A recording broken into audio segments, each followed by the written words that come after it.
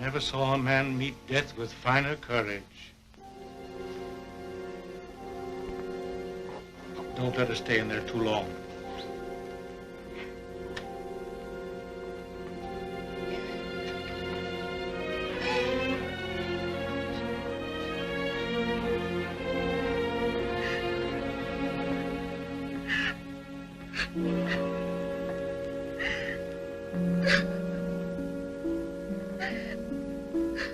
Dearest, is Father well now? Yes, dear. He's well. He's quite well. We have no one left now but each other. No one at all. My baby.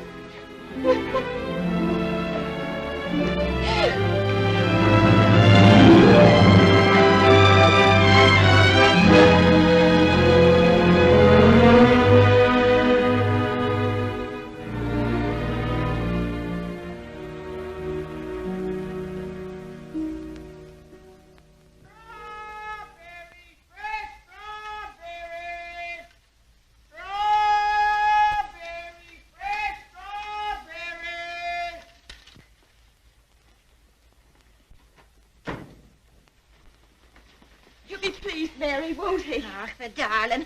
To think of him getting the like of that for his birthday. Sure, he'll be the happiest boy in all Brooklyn till he falls off of it. Yeah.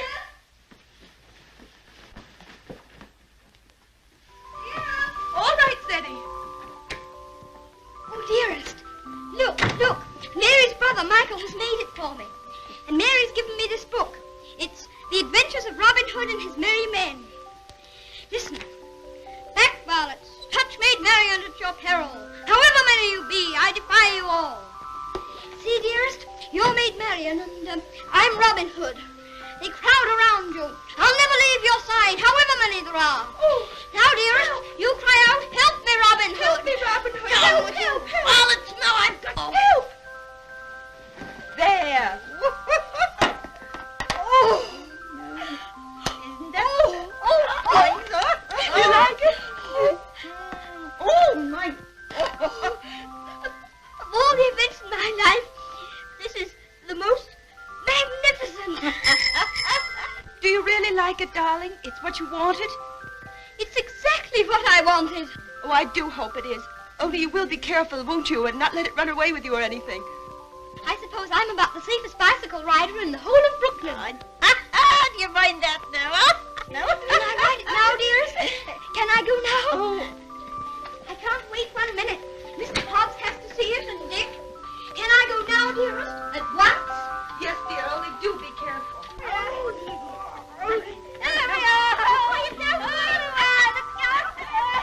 Ceddie, do be careful of the streetcars if you get off the sidewalk. Wait, now, wait a minute. Yes. Goodbye, dear.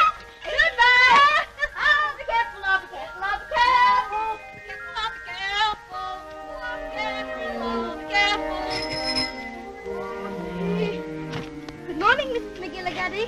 Good morning, Ceddie. A very good morning. How are your bones today, Mrs. McGillicuddy? Oh, none too good after the rainstorm yesterday. Oh, they ached last night something cruel. Ties me up in knots, the rain does. Does it? How very peculiar. But it's a fine day to go bicycle riding. Oh, I suppose so. For them that has bicycles and can ride them. I suppose everybody who has a new bicycle will take it out and ride it today. Glory be to goodness, and whose bicycle might that be? It's mine. It's my birthday present from dearest. Oh, it's a daisy show. Fine enough for the president to ride. And it has all the latest improvements. Oh, sure it sounds like the bells of St. Patrick. Sure, it's the luckiest boy in the world, John. Well, I'll have to be going. Oh, I nearly forgot. Please choose my apple now, Mrs. McGillicuddy. But would you mind keeping it for me until I get back? Sure.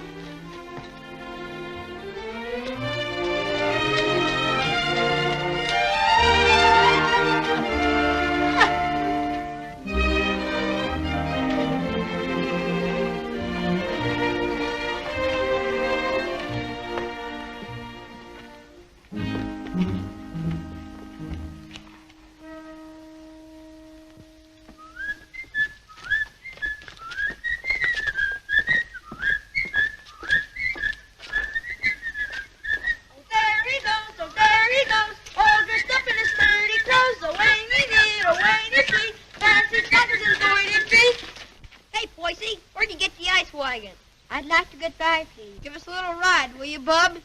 I'm sorry, no. Oh, scared I'll get it dirty? No, but I'd rather ride it myself. Hey, English, when'd you get back from dear old London? I'm not English. I'm an American. Now, where'd you get that kind of gab?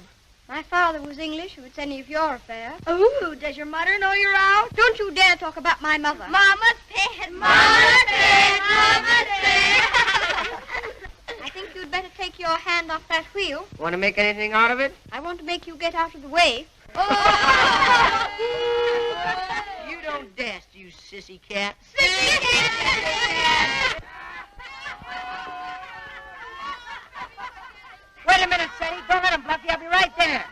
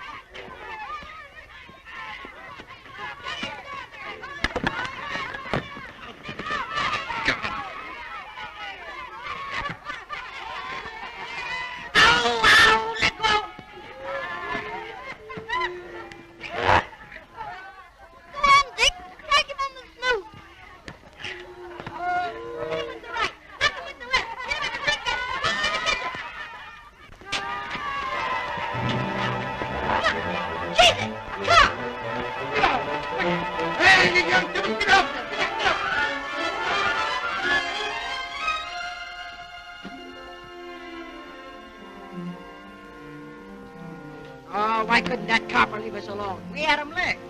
Thanks terribly for coming to my rescue, Dick. Oh, Nix, that makes us even for me giving you the mumps. They didn't even scratch it. Gee willikers, where'd you swipe that? Dearest gave it to me. Isn't it magnificent? It's a Lollapalooza. I want you to be the very first person to ride on it. Oh, thanks.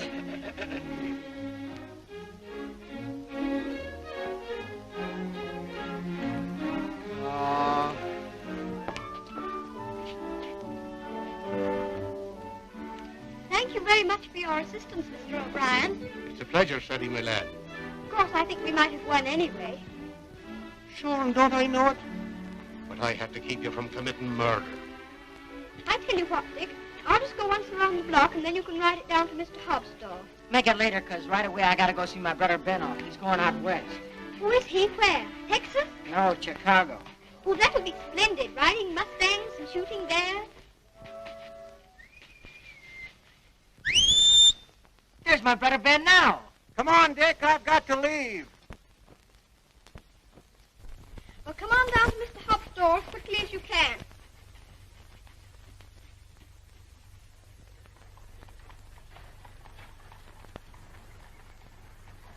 What do you say to a little birthday party? Ginger pop and cookies and some candy. That would be perfect, Mr. Hobbs. Only, Only? well, Dick's coming very soon.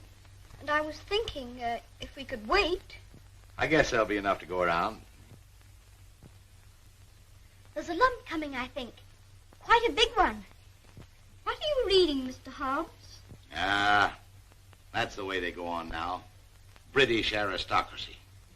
I've got no use for 'em.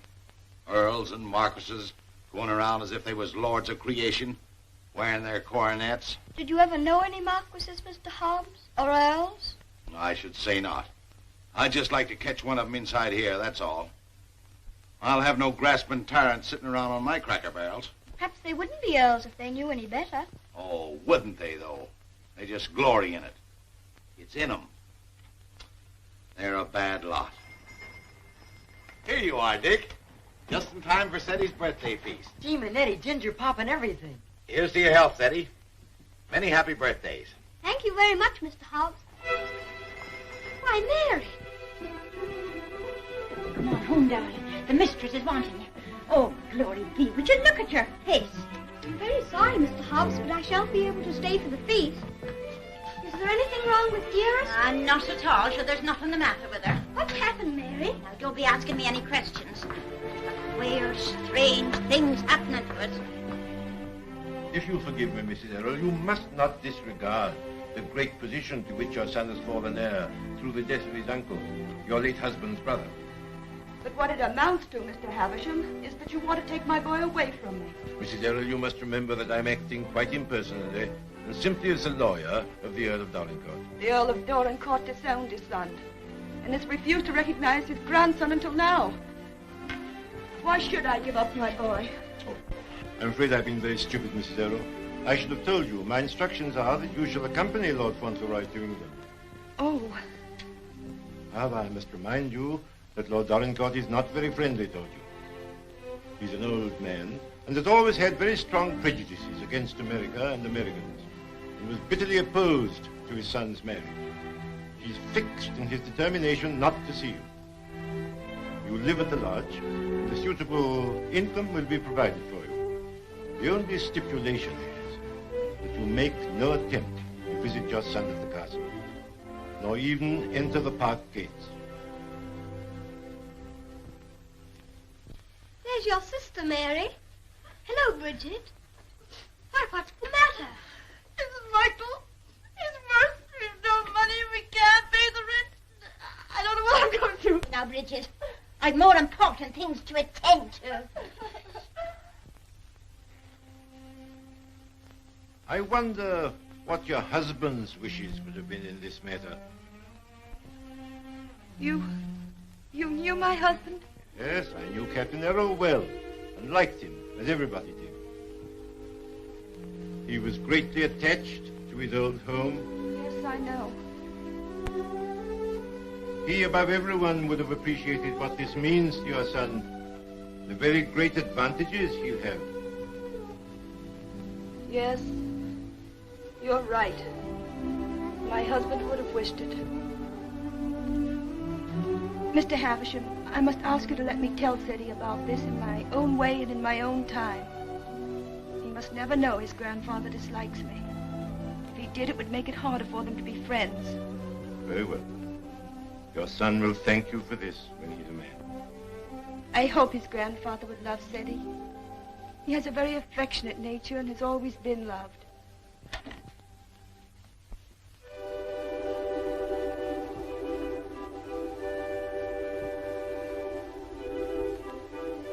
This is Mr. Havisham, dear, whom your grandfather has sent to see us, all the way from England.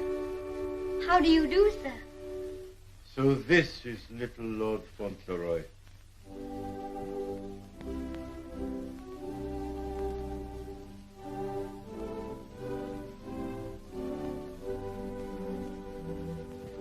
You see, dear, your grandfather has no more children now, and he's very lonely. So he wants us to go and live with him in England.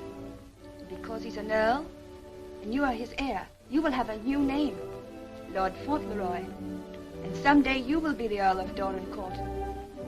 Oh, dearest, do I have to be an earl? None of the boys are earls. Can't I not be one? I'm afraid it can't be helped, dear. Just think, dear, soon we'll be starting for England. Do we have to go to England, dearest? I'd much rather not. Oh, what will Mr. Hobbs say?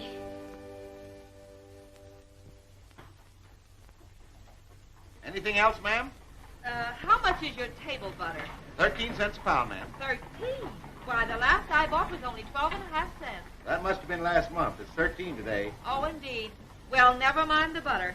Heavens and earth, if prices go any higher, we'll all starve to death. Nay. Good day, ma'am. Hello, Ceddie. What's the matter? Mr. Hobbs, do you remember what we were talking about yesterday morning? It seems to me we was talking about England. Yes, and earls, don't you remember? Oh, yes.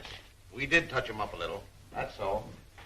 You said you wouldn't have them sitting around on your cracker barrels. So I did. And I meant it, too. Just let 'em try it, that's all. Mr. Hobbs, one is sitting on this barrel now.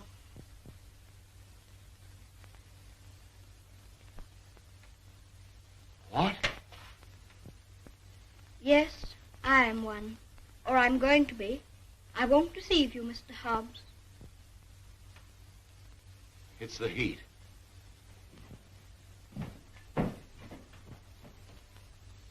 It is a hot day. How do you feel? Got any pain? Thank you, I'm all right. I'm sorry to say it's true, Mr. Hobbs. Mr. Havisham, he's a lawyer, came all the way from England to tell us about it. My grandfather sent him. Who is your grandfather? I couldn't very easily remember it, so I wrote it down. John Arthur Molyneux Errol, Earl of Dorincourt. That's his name, and he lives in a castle. 2 or 3 castles, I think. All his sons have died now. That's why I shall be an earl. Now I'm Lord Fauntleroy. Oh, well, I'll be jiggered. One of us has got a sunstroke. Oh, no, we haven't. We'll have to make the best of it, Mr. Hobbs. What did you say your name was? Cedric Errol, Lord Fauntleroy. Well, I am jiggered. Well, you always did talk more English than American. You think there's no getting out of it? I'm afraid not, Mr. Hobbs. Dearest says that Father would wish me to do it. But if I have to be an earl, I can try to be a good one. I'm not going to be a tyrant, Mr. Hobbs. And if there's ever to be another war with America, I shall try and stop it.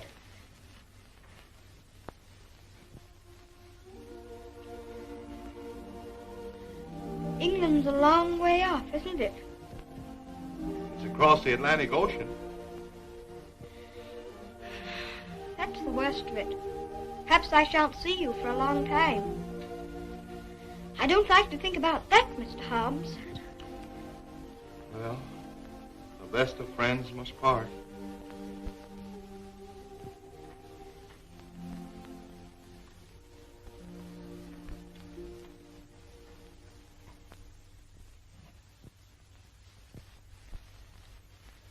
I'm afraid, Mr. Havisham, our American food must seem very strange to you. A little, ma'am.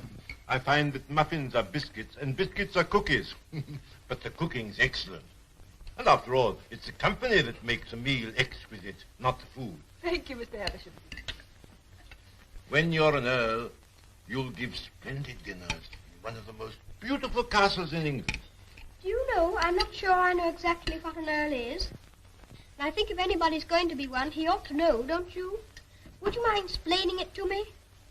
Well, someone is made an earl generally because he's done some service to his sovereign or some great deed. Oh, that's like the president. Oh, is it? Is that why your presidents are elected? Yes, sir. When a man is very good and knows a great deal, he's elected president. Then they have torchlight processions, and bands, and everybody makes speeches.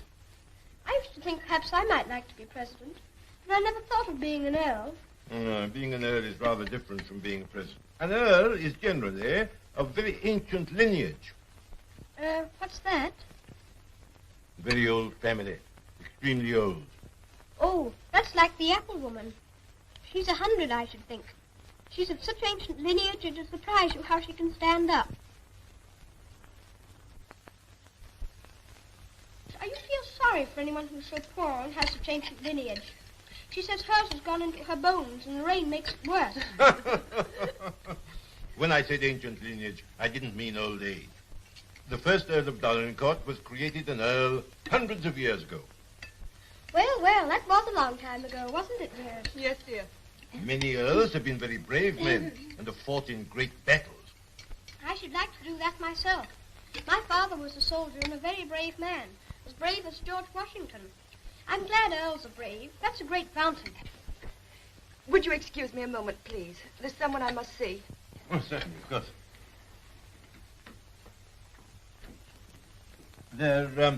There's another advantage of being an earl. Some of them have a great deal of money. That's a good thing to have. I wish I had a great deal of money. Do you? Why? Well, there's so many things a person can do with money. If I were very rich, I'd buy the apple woman a little tent to put her stall in, and a stove. And I'd give her a shawl, because then her bones wouldn't feel so badly. And what else would you do if you were rich? I'd buy Dearest all sorts of beautiful things. Dearest? I call Mother Dearest because Father did. And there's Dick. And who's Dick? Dick's a bootblack. I buy him some new cloths, some brushes, and a new sign and start him out fair. He says that's all he wants, is to start out fair. Is there anything else? Well, I think Mr. Hobbs would like a gold watch and chain. But what would you get just for yourself if you were rich? Isn't there one particular thing you've dreamed of having? Yes. A pony. But I suppose that would be too much to even dream about. I'm so sorry. A poor woman who was in trouble came to see me. Oh, is it Bridget? Yes, dear. I wish we could do something for her. She has 6 children, and her husband is out of work. He has inflammatory rheumatism, and that's the kind of rheumatism that's dreadful. Before I left Dorincourt Castle, the Earl said that if you expressed any wishes, I was to gratify them and give you anything you desired. Now, here are £5, and your money, $25. If you have any desire to assist this poor woman, I'm sure your grandfather would wish it. Can I have it now? Can I give it to her this minute? May I be excused, please, dearest? Yes, Ceddie. Bridget! Bridget, wait a minute. Here's the money. My grandfather gave it to me. It's for you. It's a great deal of money, Mr. Havisham. We've never had very much. I'm just beginning to realize the great power Ceddie will have. Such a child still. I'm a little afraid. I think from what I've seen of him, that you have nothing to fear. Oh, I hope not. He mustn't be spoiled by all these wonderful changes.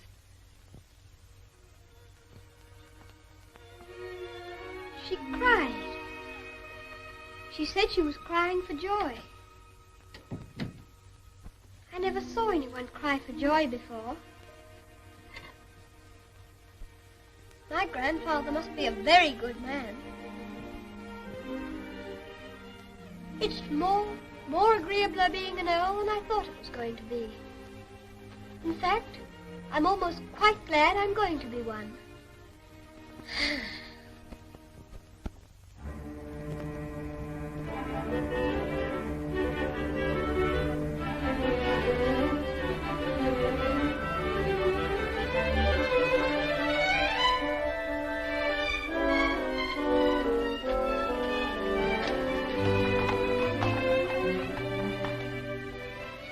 We always liked that little house, didn't we, dearest?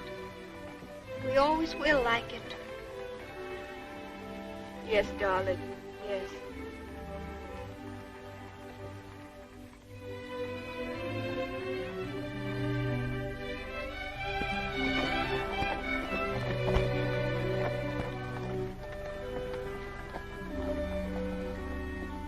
I've come to say goodbye. I have to go to England to be a lord, and I shouldn't like to have your bones on my mind every time it rains. Oh, bless your dear little heart. With all your kindness to me, the Bones is as quiet as anything. Can I give you a kiss for luck? Of course.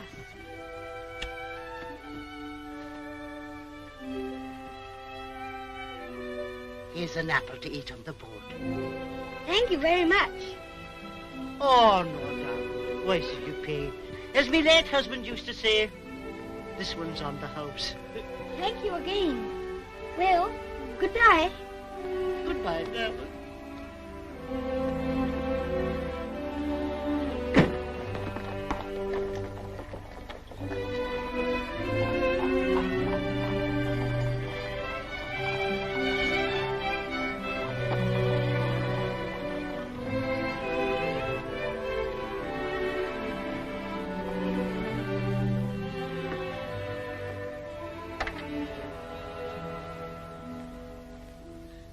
Well, Well, well, well, well, goodbye. I hope trade'll be good. Gee, if trade gets any better, I'll be rolling around in diamonds and pearls. That would be splendid, wouldn't it? I hope you have every sort of luck and happiness. Thanks, same to you, and I hope you think about us sometime when you're way over there, they say, on foreign soil. I'll think about you all the time. And I'll write to you. And you must write to me. Here's where you send your letter. Gee, I wish you wasn't going away. Thanks, mister, for all the swell things you've done for him. He certainly deserves it. He's a game little kid. Gee, I almost forgot. Yeah, I brought this for you. It's a handkerchief. You can use it when you get among them swells. Oh, Dick, it's beautiful. It's extraordinary. I'll use it always. Thank you, Dick. Thank you very much. Well, goodbye. Well, goodbye.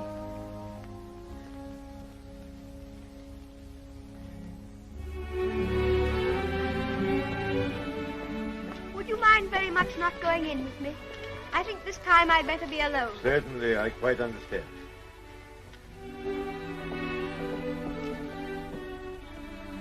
This is for you, Mr. Hobbs.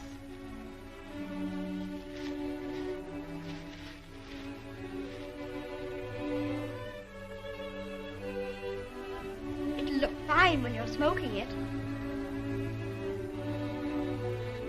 Why, Ceddie, that's just what I wanted for a long time.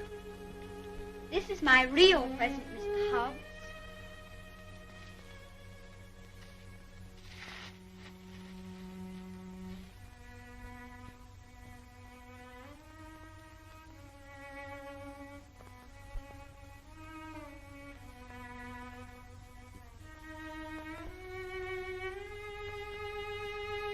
There's something written on it, inside the case. I told the man what to say. You read it.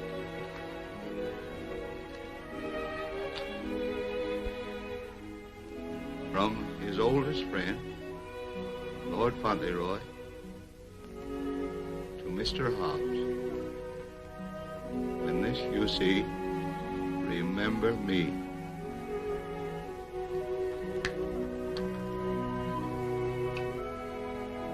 When this you see, remember me. I don't want you to forget me. Oh, I won't forget you. Don't you go and forget me when you go over there amongst those British aristocracy. I shouldn't forget you, whoever I was among. I hope you'll come to see me. Perhaps my grandfather will write and invite you. You wouldn't mind him being an earl, would you? I mean, you wouldn't stay away just because he was one. Oh, I'll come and see you.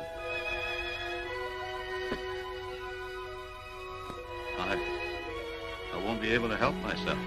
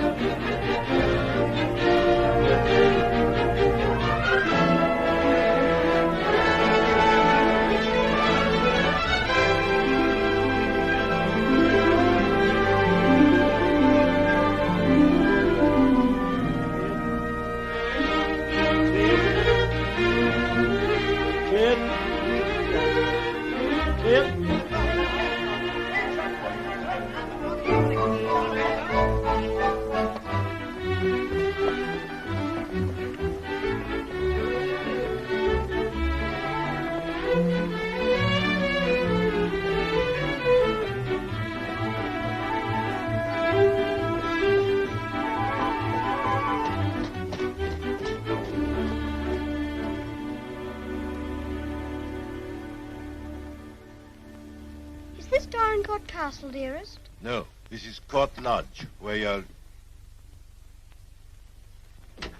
Here's Mary. We had a splendid time in London, Mary. I'm so glad you came before us, Mary. We don't feel so strange finding you here to welcome us. I sure 'tis the great happiness I wish you, ma'am, in your lovely new home. This is Mrs. Baines, the cook, Mum, and that's Susan, the parlour maid. I'm sure we'll do everything, ma'am, to make you comfortable. Oh, I'm sure you will.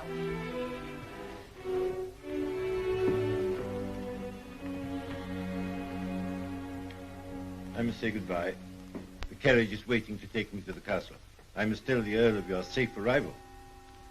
He needn't go tonight. I'd so like to have him with me my first night here. No, I'm sure Lord Dorincourt won't expect his grandson tonight. Tomorrow will be time enough. I dread so to tell him that we're not going to live together anymore. I'm a coward, I know, putting it off so long, but it's the most difficult, the most cruel thing I've ever had to do.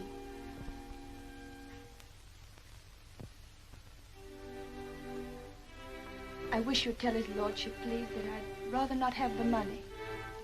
You mean the income he wishes to settle on you? I have a little money of my own. It's quite enough to live simply on. I must accept the house, of course, because that makes it possible for me to be near Ceddie. I'm grateful to him for that, but... He'll be very angry. He won't understand it at all. I think he will understand. He must understand that I can't accept money from a man who hates me so much that he's separating me from my boy. I'll deliver your message.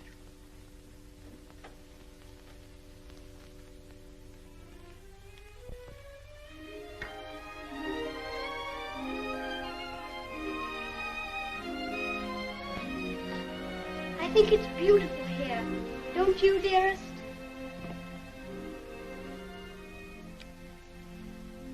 Ceddie, darling, there's something I must tell you. You're not going to understand it, I know. But I want you to believe me as you always have when I tell you it's for the best.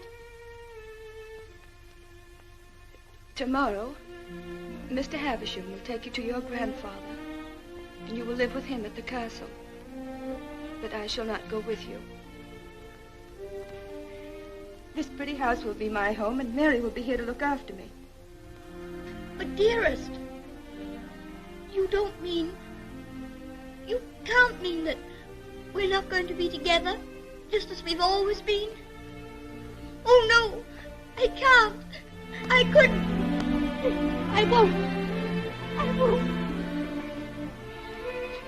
Ceddie, you must be brave and sensible. If there are some things you can't understand now, you'll understand them later. It's best for you to live there. There are good reasons why it is. You mean you want me to go away from you? Of course not, darling. But now you're growing older, and we must trust, help one another without asking any questions. You know, Ceddie, your grandfather loves you, wants you to love him. He's so kind, he wants you to be happy and to make other people happy. But, dearest, I can't be happy without you. But you won't be without me all the time. I'm not far from the castle here. And you'll run in and see me every day. You'll love the castle. And there'll always be something new and interesting to tell me. And I'll have things to tell you. Oh, Ceddie, we'll have such good times together. We'll be finding things out. Both of us. We'll be explorers. Yes. Like Mr. Stanley and Mr. Livingston. That'll be exciting. And every night, when it grows dark, I'll put a candle in the window to guide you through the jungle, Mr. Stanley.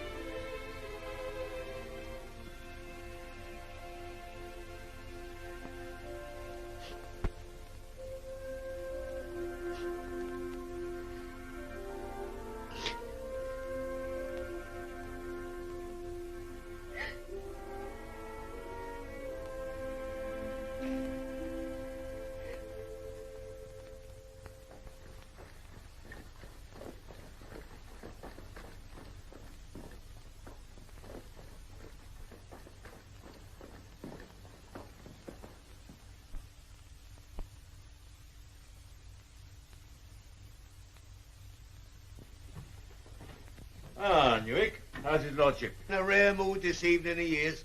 He told me to evict all the tenants if they weren't paid up. Oh, I dare say that'll be a job to your liking.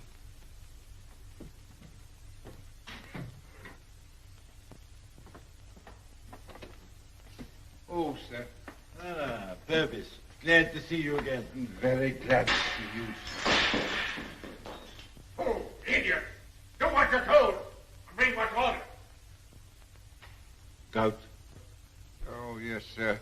These last few weeks have been the worst I've ever known, sir. I'm surrounded by a lot of incompetent nincompoops. Shut the door, you blockhead! I can't stand him no longer, Mr. Purvis. He's too much for any man. Cursing and swearing and calling people out their names like he does. And it ain't just today, it's every day. Thomas, you brought in the 63 port. He prefers the 51. How was I to know he didn't say? Fetch the other bottle. What business you got drinking port anyway in this condition? I can't feed and house every lazy lout in the parish, and I won't. You and your poor. I've had enough of them. But, my lord. Mr. Mordaunt is with him, sir. I said all I had to say, and now I say good night. Good day, my lord. Good day. How'd you do, Mr. Havisham? Mr. Mordaunt. Mr. Havisham, my lord.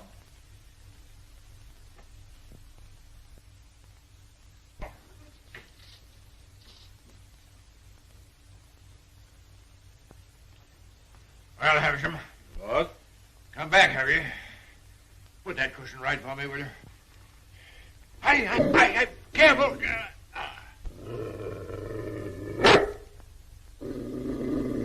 What's full of hot needles? Well, what have you got to tell me? Lord Fauntleroy and his mother are at Court Lodge. They bore the voyage excellently and in good health. Ah. What else?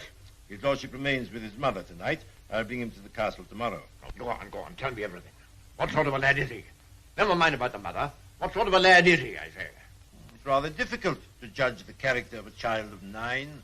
A fool, huh? Clumsy cub. I don't know much about children, but I thought him rather a fine lad. Healthy? Well grown, eh? Apparently healthy, quite well grown. Straight-limbed, well enough to look at. Rather handsome, my lord, as boys go. Ah.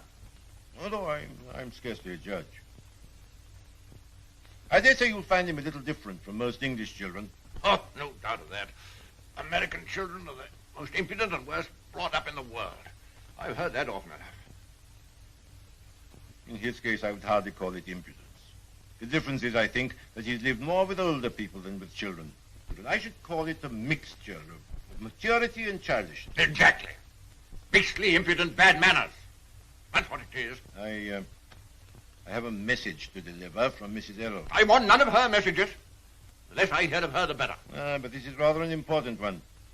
She prefers not to accept the income you propose to settle on her. What's that? What do you say? She says it's not necessary. That is, the relations between you are not friendly. Not friendly? I should say they were not friendly. Mercenary, sharp-voiced American. Lord, you could hardly call her mercenary. She's asked for nothing. Ah, all done for effect. She thinks she can wheedle me into seeing her. Thinks I shall admire her spirit, but I don't. She shall have the money sent to her whether she likes it or not. She won't spend it. I don't care whether she spends it. She shall have it sent to her. She shan't tell people that she's got to live as a pauper because I'm doing nothing for her. Huh?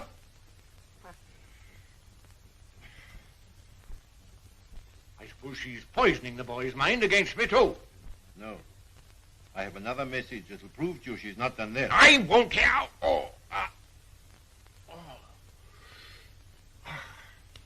She asks you not to let Lord Fauntleroy hear anything that might lead him to understand that you're separating him from her because of your prejudice against her.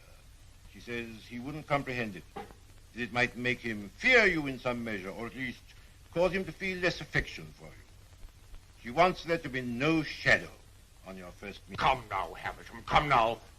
You don't mean the mother hasn't told him? Not a word, my lord.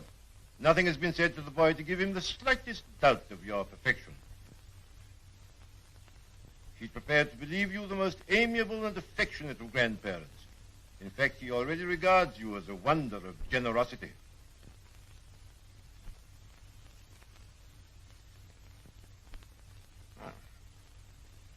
Huh?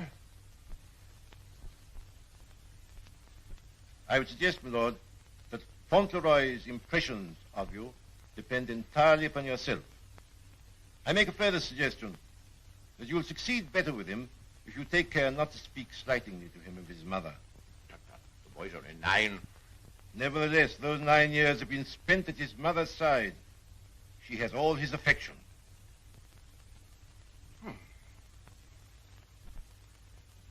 So he thinks me generous, eh?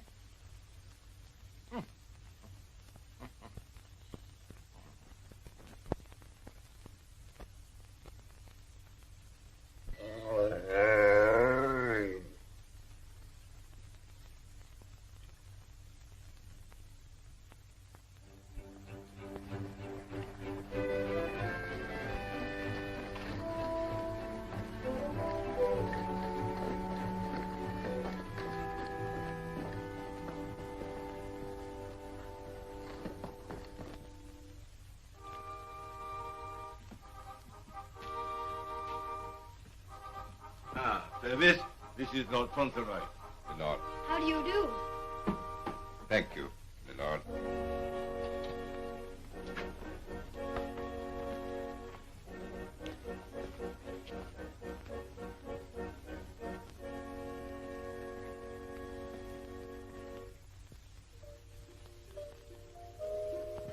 My lord.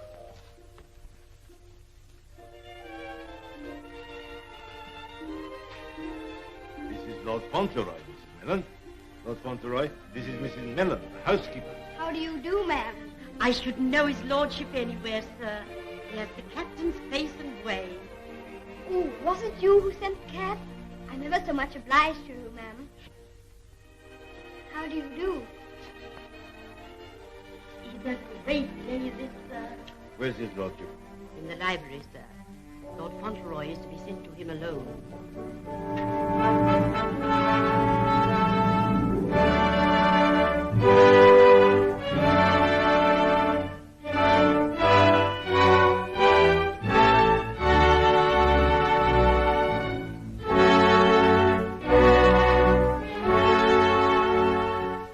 Lord Fauntleroy, my lord.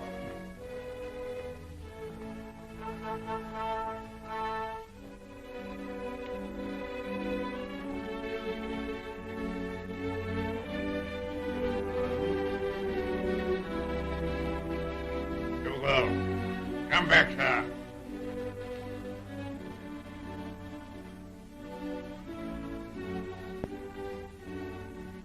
How do you do, sir?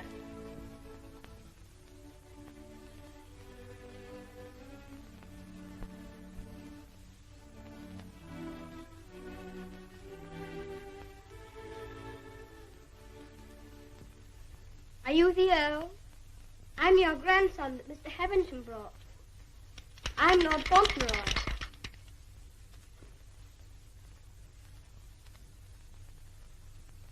I hope you are quite well. I'm very glad to see you. Ah, you're glad to see me, are you? Yes, very.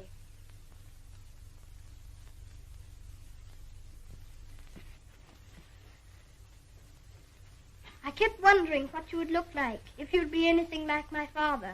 Oh, and am I? Well, I don't think you are, very. You're disappointed, I suppose. Oh, no. Of course you would enjoy the way your grandfather looked, even if he wasn't like your father. You know how it is yourself about marrying your relations. Eh? I'm not sure that I do. Oh, any boy would love his grandfather, especially one who's been as kind to him as you've been. Oh, so I've been kind to you, have I? Yes. I'm ever so much obliged to you about Bridget and the apple woman and Dick. Bridget? Dick? Apple woman? They were particular friends of mine. You know, they were the ones you gave me all that money for. The money you told Mr. Havington to give me if I wanted it. Oh, the money you were to spend as you liked, eh? So you spent it all on these people, did you? Bridget, Dick, and the apple woman. Yes, and I gave Mr. Hobbs a gold watch and chain and a pipe. I put some poetry in the watch. It was, "When this you see, remember me." I'm going to miss Mr. Hobbs very much. Who is Mr. Hobbs? He was our grocer. fancy vegetables and groceries, you know. He's my closest friend. Mr. Hobbs is a very clever man. Do you know he can recite the Declaration of Independence right through? Oh. What's the matter? I just remembered you might not like to hear about the Declaration of Independence. I forgot you were an Englishman. Huh? I forgot you were English too, didn't you? Oh, no, I'm an American. You are English. Your father was an Englishman. I was born in America. You have to be an American if you're born in America. You don't... I beg your pardon for contradicting you. Mr. Hobbs says that if there's ever to be another war, that I should have to be an American. But I promised him that if there were to be another war, I should try to stop it. You would you? Dinner is served, my lord. Now, be careful, man. Be careful. Careful, man, careful. Would you like me to help you? You can lean on me, you know. Once when Mr. Hobbs hurt his foot with the potato barrel falling on it, he used to lean on me. You think you could do it? I think I could. I'm very strong. I'm 9, you know. You lean on your stick on one side and on me on the other. Well, you may try. Just lean on me. I'll walk very slowly. Don't be afraid of leaning on me. I'm all right, if it isn't a very long way. You see that old fellow in red velvet? He was the 10th Earl of Dorincourt. King George I decorated him for services during the war with Spain and Austria. He was tremendously strong. He could bend a bar of iron between his hands. You get your strength from him. How very interesting. Did you ever try putting your foot in hot water and mustard? Mr. Hobbs used to. Arnica is a very good thing, too, they tell me. Oh, thank you. I'll try it.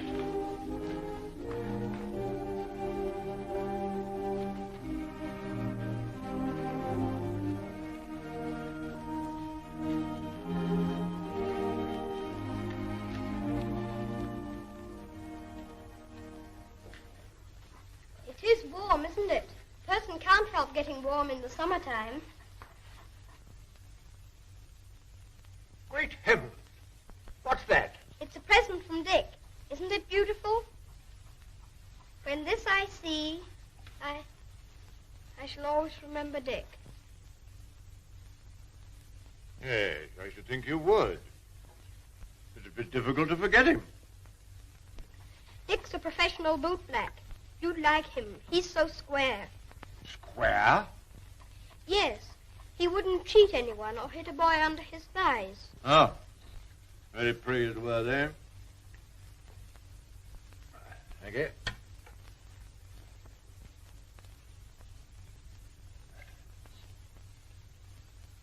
What's the matter? Don't you like your soup? Oh, yes. I was just wondering. Wondering? Wondering what? You don't wear your coronet all the time, then? No. It doesn't become me. Mr. Hobbs said you wore it all the time. But after he thought it over, he said he thought you must take it off sometimes to put your hat on.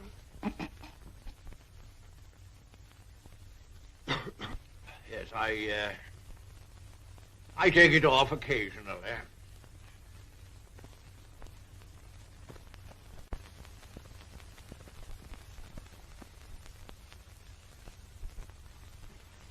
You must be very proud of your house. I never saw anything so beautiful. But it's a very big house for just 2 people to live in, isn't it? Oh? You think it's too large? Well, I was only thinking that if 2 people lived in it who were not very good companions, they might get a little lonely sometimes. Thank you. Do you think I shall make a good companion? Yes, I think you will. I think you should be almost as interesting as Mr. Hobbs. Huh. Mr. Hobbs and I were very great friends. He was the best friend I had, except...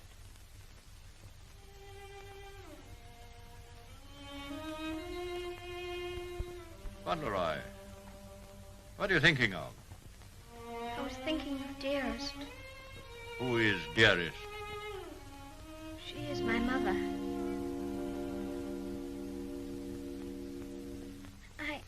I think I'd better get up and walk up and down.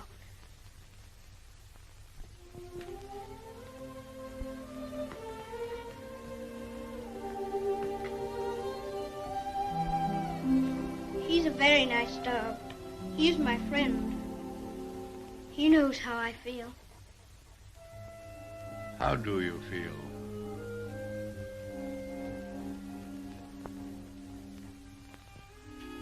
Come here.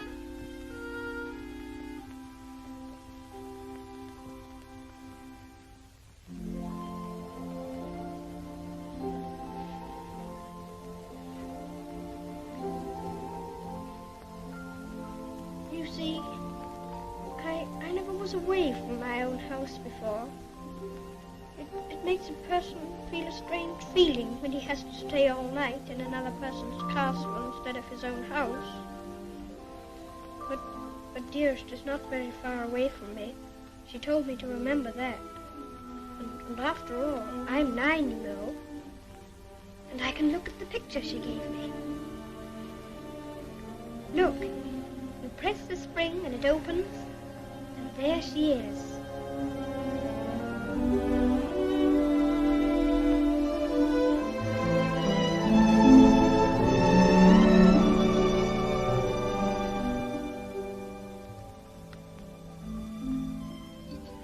I suppose you think you're very fond of her.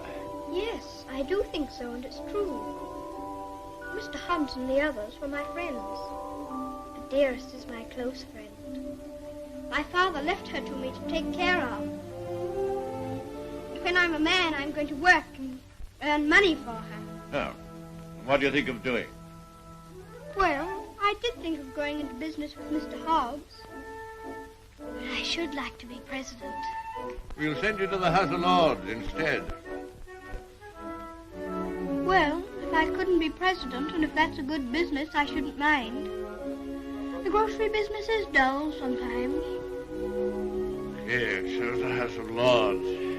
But it's the business that every Earl of Dorincourt goes into. I shall have to talk to Dearest about it.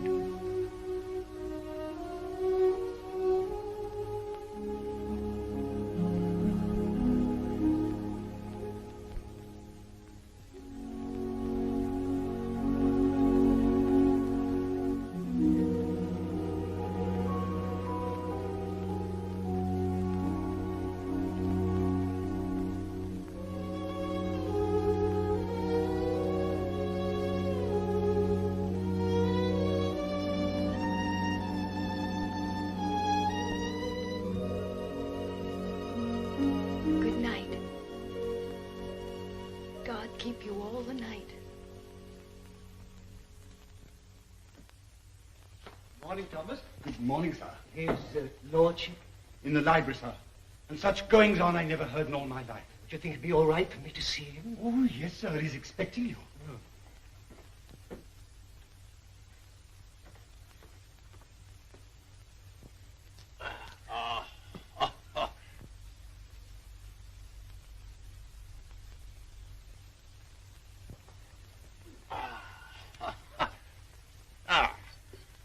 Morning, Mordaunt.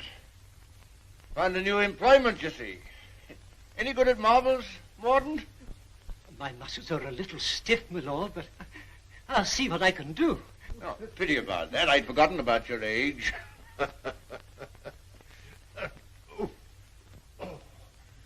This is the new Lord Fauntleroy. Fauntleroy, this is Mr. Mordaunt, rector of the parish. I'm very glad to make your acquaintance, sir. I'm delighted to make your acquaintance, Lord Fauntleroy. Well, what is it this morning, Mordaunt? Who's in trouble now? It's one of your tenants, my lord. Higgins of Edge Farm. Newick has told him that if he doesn't pay the rent, he must leave the place. He's a bad tenant. Always behind, Newick tells me. He's devoted to his wife and children. If the farm is taken from him, they may literally starve. That's like Michael. Huh? I forgot we had a philanthropist here. Come here. What will you do in this case? Well, if I were very rich, I should let him stay and give him things for his children. Nonsense. You're Lord Fauntleroy. Time you learn to deal with these situations. You can write, can't you? Yes, but not very well. Well, go over to the desk and write Newick his orders.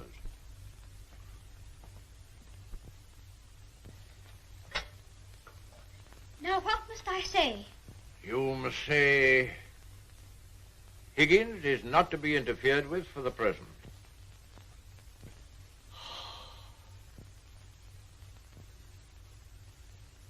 And sign it Fauntleroy.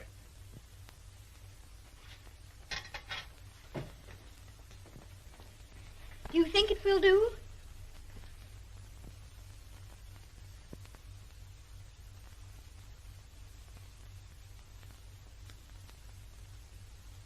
Yes. Higgins will find it entirely satisfactory. Mr. Hobbs always signed his letters that way, and I thought I'd better say please. Is that exactly the right way to spell interfered? Well, it's not exactly the way it's spelled in the dictionary, but... I was afraid of that. Yes, Higgins won't complain of the spelling. I think you must be the best person in the whole world. Don't you, Mr. Mordaunt? I shall write and tell Mr. Hobbs. Oh, what'll you tell him? I shall tell him I think you're the kindest man I ever heard of, and that you're always thinking of other people and making them happy, and that I hope when I grow up I shall be just like you. Just like me. There you are, Mordaunt. Take that with you. I will indeed. This is good news. Thank you, my lord. Oh, don't thank me. Thank Fauntleroy. Thank you. Goodbye, sir. Goodbye.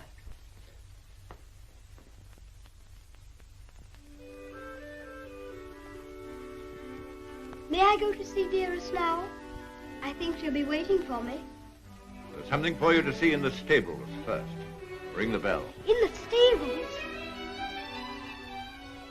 If you please, I'm very much obliged, but I think I'd better see it tomorrow. She'll be expecting me all the time. Oh, very well. We'll order the carriage. And you don't care to see what's in the stables? Oh, I do, I do. Oh, it doesn't matter. It's only a pony. Pony? Whose pony is it? Yours? Mine? Yes. Oh, I never thought I'd have a pony. I never thought that. How glad Dearest will be. You give me everything, don't you? Wouldn't you like to see it? Of course I want to see it. I want to see it so much I can hardly wait. But I'm afraid there isn't time. You must see your mother this afternoon. You can't put it off till tomorrow?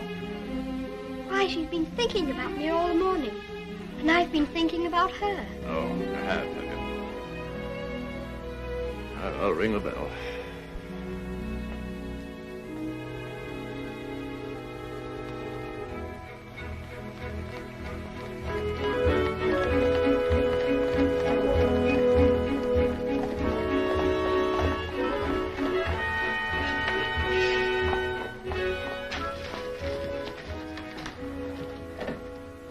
Let me give you your stick. Just lean on me when you get out. I'm not going to get out. Not to see Dearest? Dearest will excuse me. Go and tell her that not even your new pony would keep you away.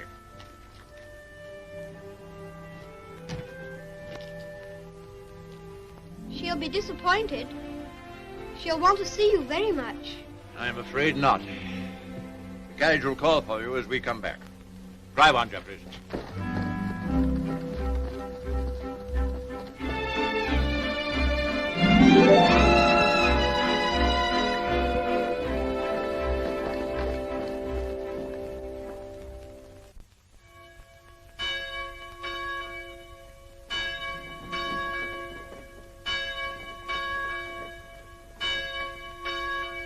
It's a shame. Parted from his own mother. Cook at Court Lodge was telling Sarah she'd never have worked for a sweeter lady than Mrs. Errol. The letter was written by the little gentleman his own self, signed with his name too. Fauntleroy, as large as life. The little precious. Aye, that's the mother. Pretty young thing, too. Good morning, ma'am. Good morning. God bless you, ma'am. Thank you. Good morning, ma'am. Good morning. It's his lordship coming to services. That's a new notion.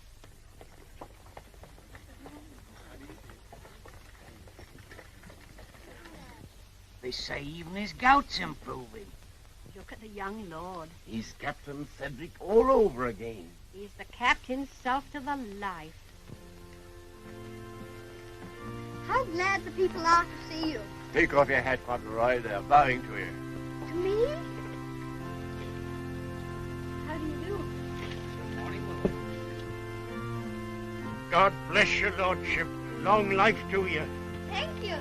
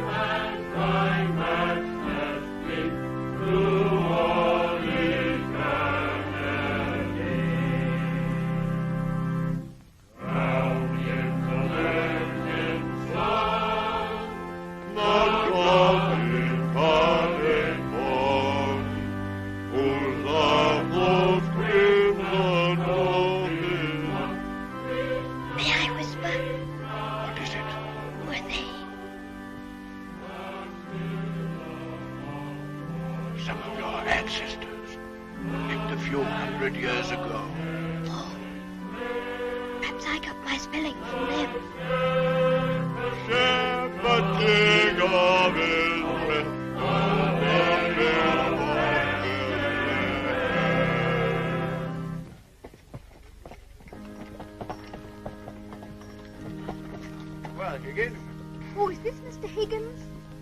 Yes, I suppose he's come to have a look at his new landlord. Yes, my lord.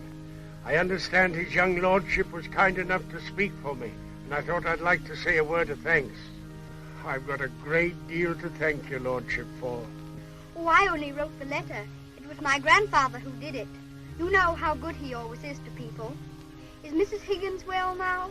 Yes, your lordship. The missus is better since the trouble was took off her mind. My grandfather was very sorry about your children having the scarlet fever. You see, Higgins, you people have all been mistaken about me. Lord Fauntleroy understands me. If you want a little reliable information on the subject of my character, apply to him. Get in the carriage, Fauntleroy.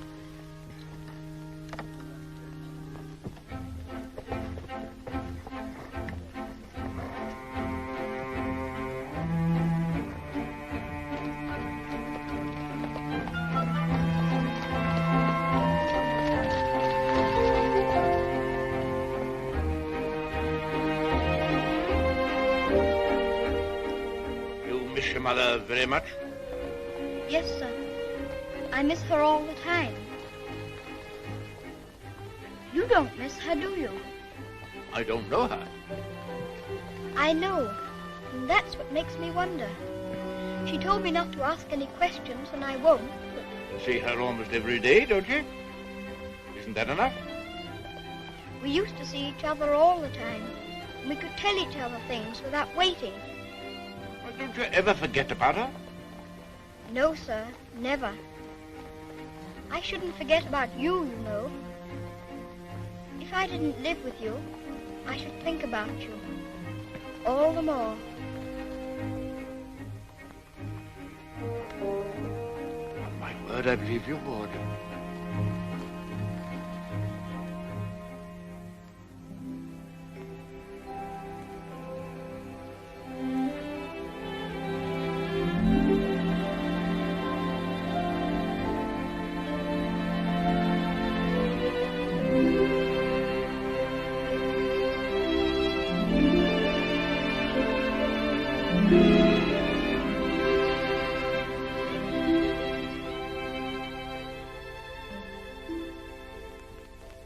Such a good Earl, he reminds me of you. He is a universal favorite. Well, reminds me of you. Think of that now. He's known this Earl only a little while, and we was lifetime acquaintances. I don't know as I want him to be reminded of me by this Earl. They've been using influence on him, I bet you. You're right. They got twisty ways, those aristocrats.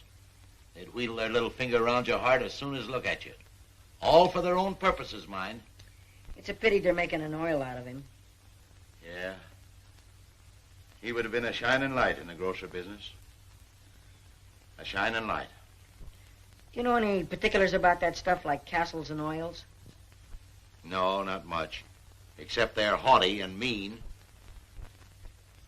Sure is a Jim Dandy letter he wrote. Almost as good as seeing him. Only it ain't, of course. Oh, he was a plum daisy of a kid.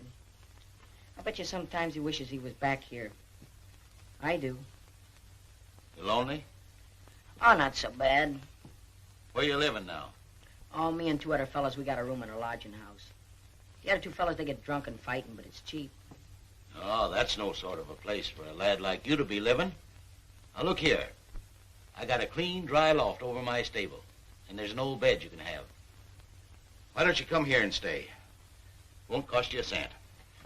Gee, do you mean that, Mr. Hobbs? Well, certainly I do. Yahoo! Gee, Mr. Hobbs, talking about oils. You ain't no oil, you're a prince. Oh, sure.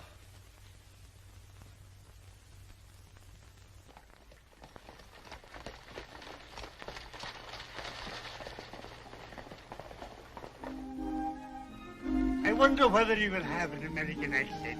My dear, won't it be interesting if he has the Dorincourt eyebrows? When do we see the mother? Shh. I believe she's supposed to be kept in the background.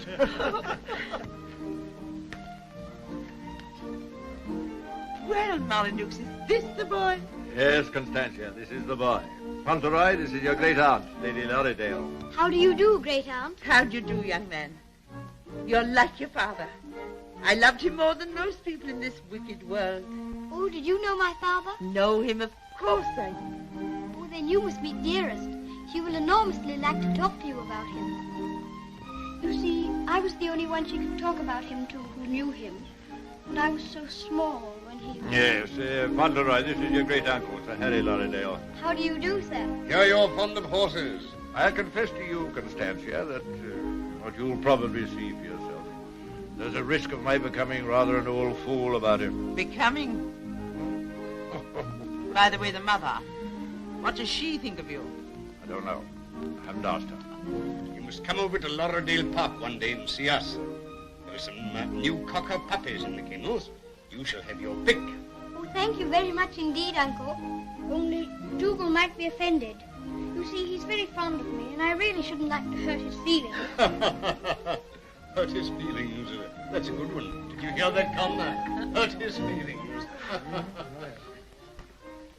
This is Miss Herbert, Fauntleroy. I want you to be great friends with her. How do you do? Have you met Dougal? He shakes hands beautifully. Shake hands with Miss Herbert, Dougal.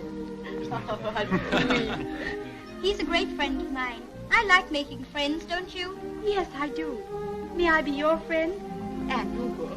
Oh, yes, if you please. How can Lumbago, Fortescue? Better, I hope. Thanks. much better. I've known Dorincourt as well as anyone could know him for 35 years. And that's the first time he's ever bothered to inquire about my health. Most extraordinary. Havisham, you're late. What's kept you? Beg your pardon, my lord. I was detained by extraordinary news. News? What? What news? Not now, if you don't mind. Later, my lord, later.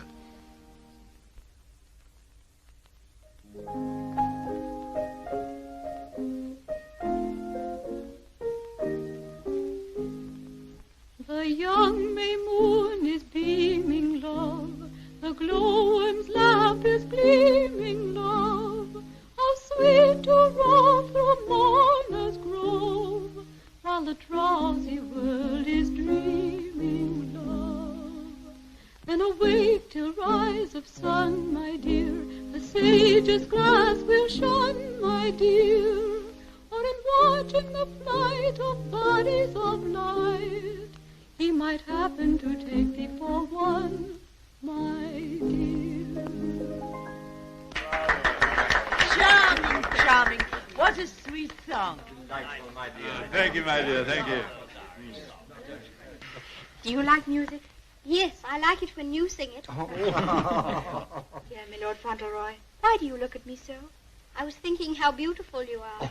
Oh, Fauntleroy, make the most of your time. When you're older, you'll not have the courage to say that. Nobody could help saying it. Don't you think she's pretty, too? Well, we are not allowed to say what we think. Lord Fauntleroy shall say what he thinks. I'm sure he thinks what he says. I think you're prettier than anyone I ever saw, except Dearest. I think she is the prettiest person in the world. I'm sure she is. And I must tell her how kind you've been to me. I never was at a party before, and I've enjoyed myself so much. Oh, I beg your pardon.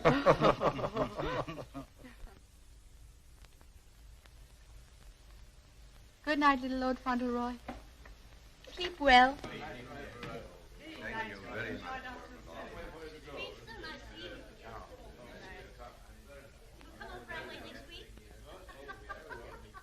Good night. So glad you came.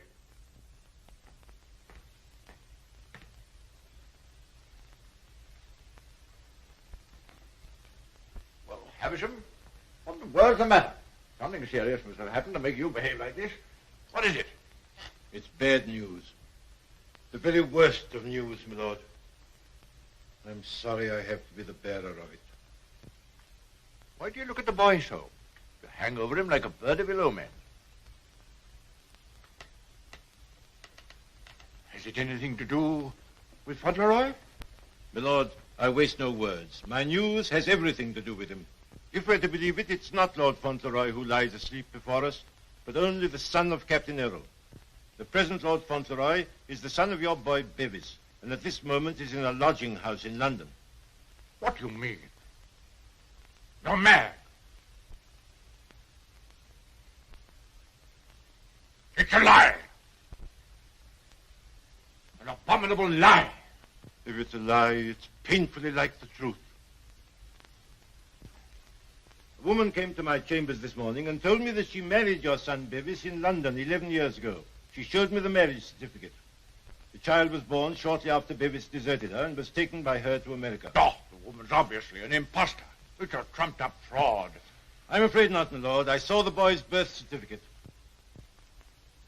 She's, I'm afraid, a very ignorant person, but she's consulted a lawyer who advises her that her son is, of course, Lord Fauntleroy and the rightful heir. She demands that his claim be immediately acknowledged. I'll protest this to the last. I'll disown Bevis's boy.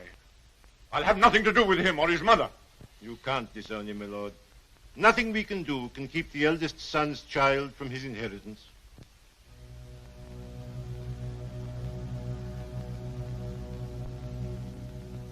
The woman you say is an ignorant, vulgar person, eh? She can hardly spell her own name. She's obviously uneducated and openly mercenary. And I objected to his mother. I suppose it's retribution. If anyone had ever told me I could be fond of a child, I wouldn't have believed them. I always detested children. My own more than most. But I'm fond of him. Oddly enough, he's fond of me. You know, Havisham, I'm not popular. I never was. But he's fond of me. Never was afraid of me. Always trusted me. Yes, Havisham. He'd have filled my place better than I filled it. He'd have been an honor to the name. You rang, my lord?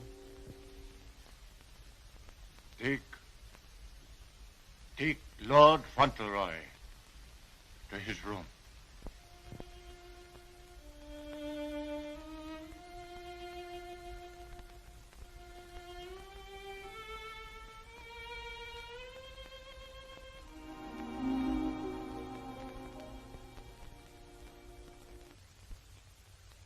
What a pity. The boy's a thoroughbred if ever there was one. I suppose you may say it's a judgment on Molyneux. But that boy, the first human being he ever loved. Will Molyneux take the case to the courts, do you think? Can't tell. He's obstinate enough. Courts are the devil. You go in with your best suit, buckles on your shoes, and come out as nature made you. Bless my soul, Constantia. Whoever would have dreamed that I'd have felt sorry for the old boy? I wouldn't have minded our having a boy like that, Harry. Yes. Bit of luck for us, old girl, if we had. Huh? I'll tell you one thing. If his little lordship loses his title, the village loses the best friend it has. Aye, that's right. And I'll tell you another thing. It'll drive the Earl mad if this goes wrong for him. Why, he's been so proud of the boy, you'd hardly believe it if you knew him for what he was before. And the new one's no lady, that's sure. Bold-faced thing, that's what she is. The dark-eyed, brazen-faced wench. Is the Earl coming now with Mr. Havisham?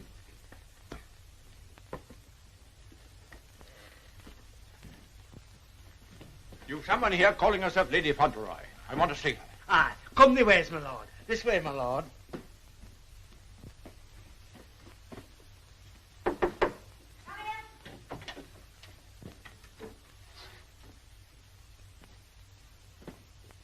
Earl of Dorincourt.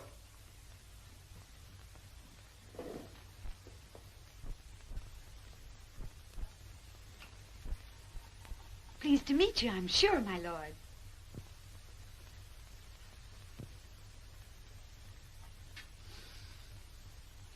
Bevis?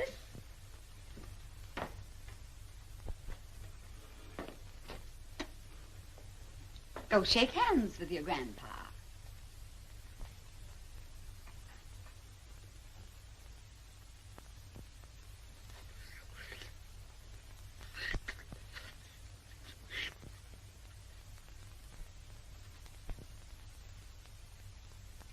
So that's the way you're going to treat your grandson, is it? Ah, you needn't try to look so fierce about it. He's your grandson, all right.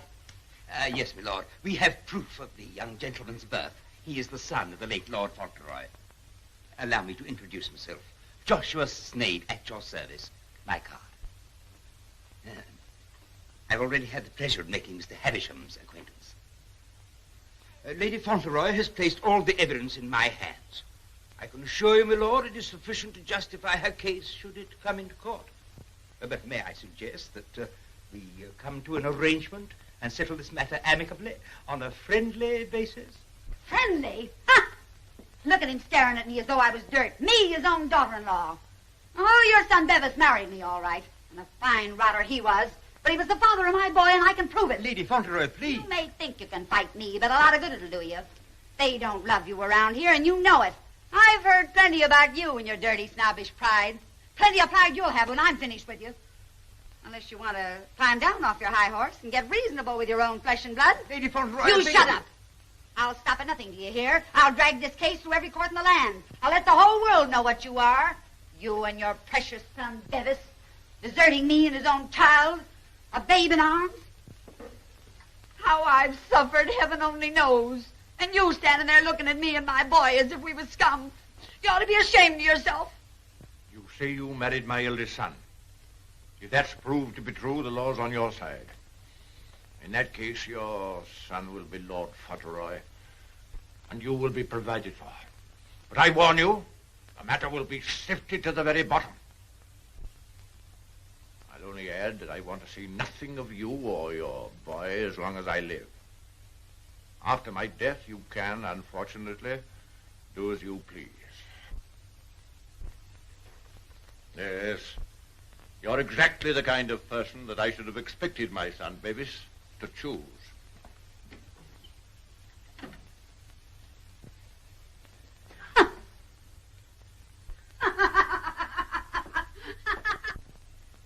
I'm afraid, Dorincourt, there can be no two opinions. At least that's how I see it. You agree, Semple? Yes, I'm afraid we can see it no other way. But it's monstrous. That woman, that boy, are utterly unfit. Alas, the law can take no cognizance of such things. I sympathize, Dorincourt, more than I can say. Sympathize? What's the use of that? If we take it to the courts, you think there can be only one result? I'm afraid so. The birth certificate, everything we have, point the same way. If you take it to court, you'll have the expense and the notoriety, and only, I fear, one possible result. Perhaps the boy won't turn out so badly as you fear. Perhaps you can do something with him. That boy? That oaf?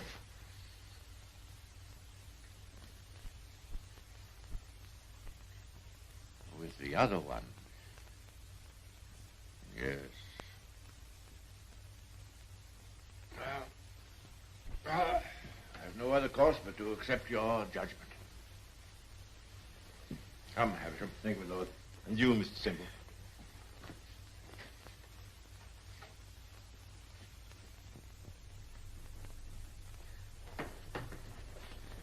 It's the Earl, ma'am.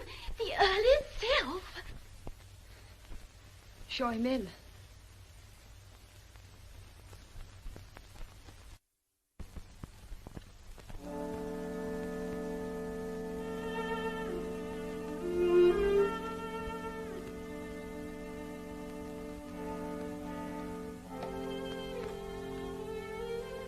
Mrs. Errol, I believe?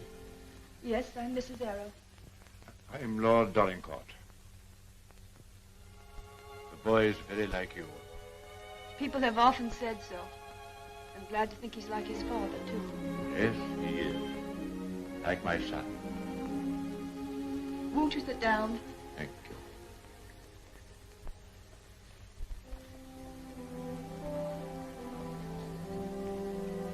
I've come to tell you that I've had the very best, the highest legal opinion. I'm sorry. This outrageous woman and her child. Perhaps she cares for him as much as I care for Ceddie, my lord. Her son is Lord Fauntleroy. Mine is not. Yes, I'm afraid you're right. Perhaps you would prefer that Ceddie should not be the Earl of Dorincourt. It's a very magnificent thing to be the Earl of Dorincourt, my lord. I know that. But all I care about is that Ceddie should be what his father was. Brave, just, and kind, always.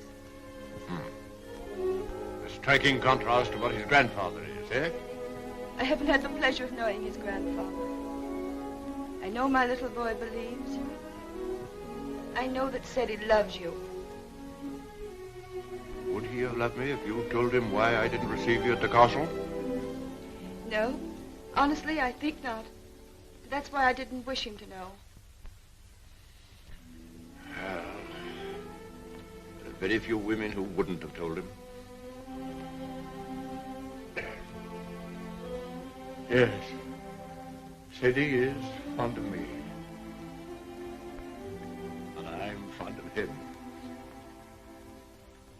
I can't say that I was ever fond of anyone before. But he pleased me from the first. I'm an old man. I was tired of my life. But he's given me something to live for. More than that. More than that. I'm proud of him.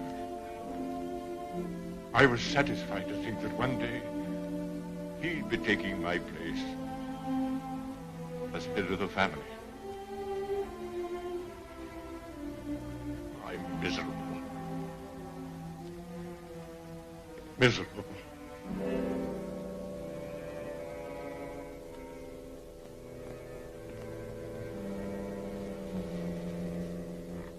Please sit down. You've been so much troubled, you must be tired. And you need all your strength. Thank you.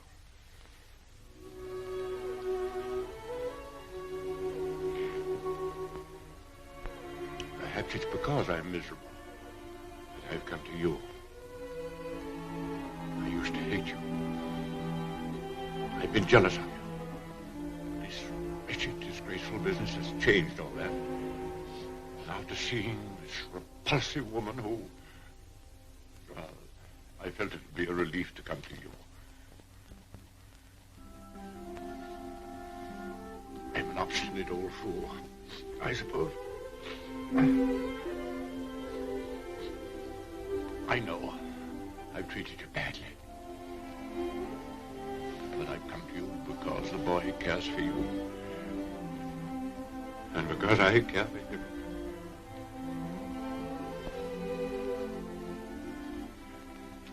Treat me as well as you can. For the boy's sake.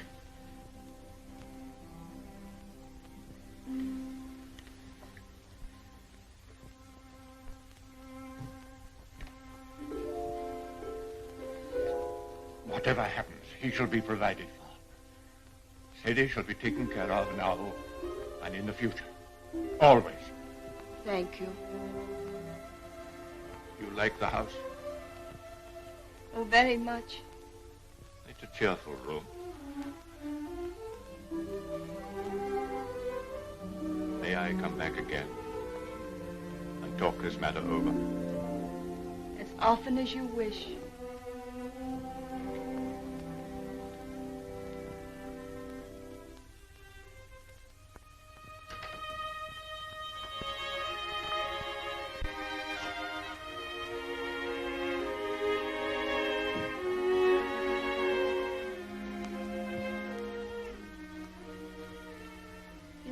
Bad news, haven't you? Yes. The worst. And I'm not Lord Fauntleroy anymore, am I? No. She's beaten me. Then the other boy, he will have to be your boy now, won't he? Like I was? No. He'll have to live in the castle if he's Lord Fauntleroy, won't he? Common little brat shall never enter this place in my lifetime. I'll take care of that. Then I can still be your boy, even if I'm not going to be the Earl, just like I was before. My boy. Yes, you'll be my boy as long as I live. And by Jove, sometimes I think you're the only boy I've ever had. Then I don't care about the Earl part at all. I thought, you see, that the one that was going to be the Earl had to be your boy. That I couldn't be. I shall never take anything from you that I can hold for you. Come what may, you shall have all that I can give. All. And dearest, will her house be taken away from her? No. You can take nothing from her. Nothing from either of you. Come. Time you were asleep.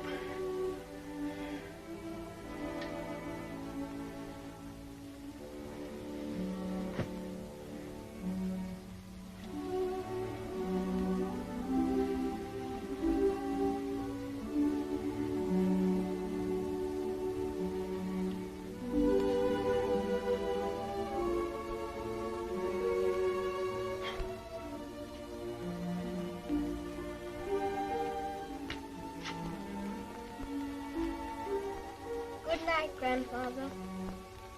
Good night, my boy.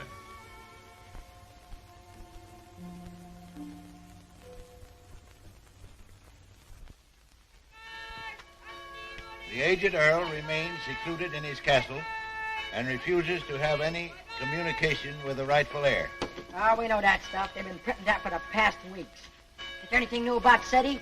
Yes, here it says, The prospects do not look very bright for the false claimant, Cedric Errol of Brooklyn.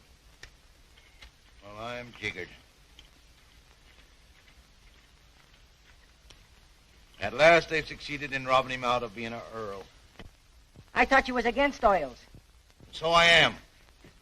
Ain't it just like him? Cheating the poor kid out of his rightful estates.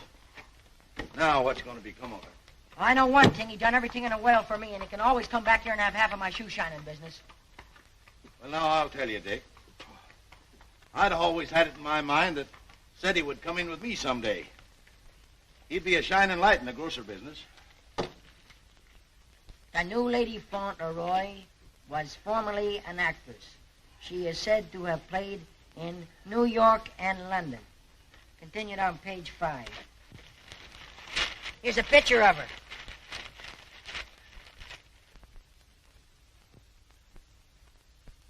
Holy mackerel. What's the matter? Here, look at this. It's her. Her? She ain't no aristocrat, she ain't. I know her as good as I know you. It's Minna, Ben's wife. Your brother? Sure. You mean it's some kind of hocus pocus? Sure I do. Well, I'm jiggered. She was married before, but I never heard of her having no other kid but Ben's kid. You mean the one Ben went out to Chicago to look for? Sure. Maybe she had another kid in England. Maybe she did and maybe she didn't. We'd ought to do something about this. You're dead right we ought to. But we got to get the proper advice. Gee, I wished I knew Alderman Murphy. I know Alderman Murphy. You do? Yeah, come along. Let's go right now. Them Earls, they've always had a spite against us Americans ever since the Revolution. What a place. What a hole. I'm sick to death of it. Cooped up here, week in and week out with nobody to talk to. You're complimentary. I wasn't meaning to be. And grateful. You're getting your money, aren't you? Business is business, you know. Business. I'm sick of business. I want some fun. Why don't you go up to London for a while? London? Not on your tintype. Nothing but please that old devil up at the castle better than to see me clear out. Well, I'll stay here in this rotten country pub. You've lived in worse places in your time, I've no doubt. That's none of your business. You keep a civil tongue in your head or I'll hand you your walking papers. I wouldn't. What do you mean? Just what I said. I wouldn't try anything like that, Minna. I'm Lady Fauntleroy to you. Come in. Why, it's Lord Dorincourt. Why, this is a pleasure, a real pleasure, I'm sure. Won't you take a... Hello, Minna. Why, hello, Dick.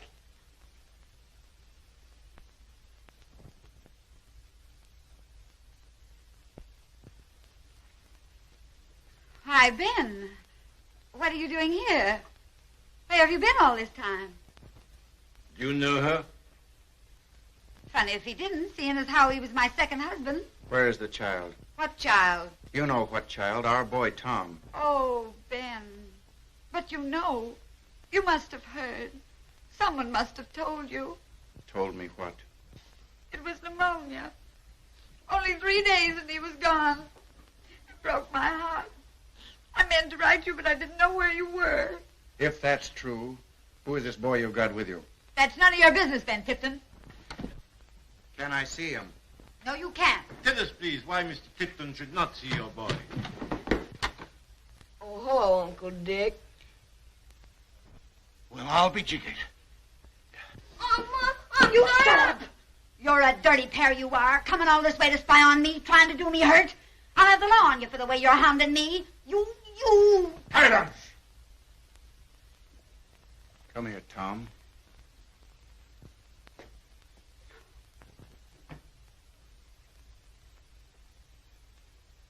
I knew nothing of this, my lord, I assure you. There's a little matter of a forged birth certificate. But I swear to you... Oh, never mind, Havisham. I've had enough of this. Too much. The sooner the pair of you are out of this country, the better. Come on, Havisham. You'll be sorry for this, you will. It's prosecution, that's what it is. It's robbery.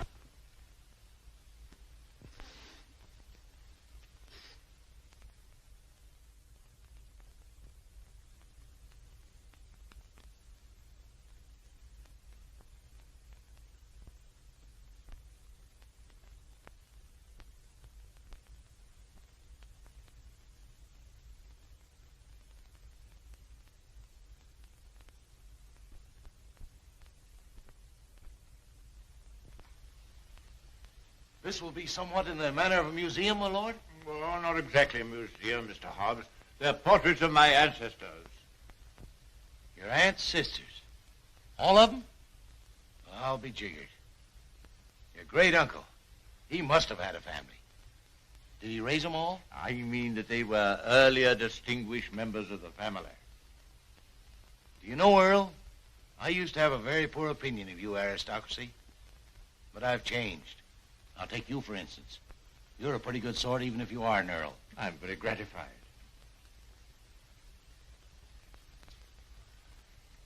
Bit gay, wasn't he? Yes, that's why I have the gout, Mr. Hobbs. Oh. And they was all Earls. And Ceddie's going to be one. And own all this. And he'll be worthy of it, Mr. Hobbs. Sure he will. All these Earls.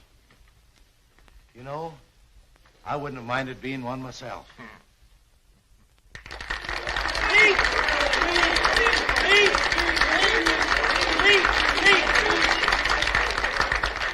Thank you very much. It's such a lovely day.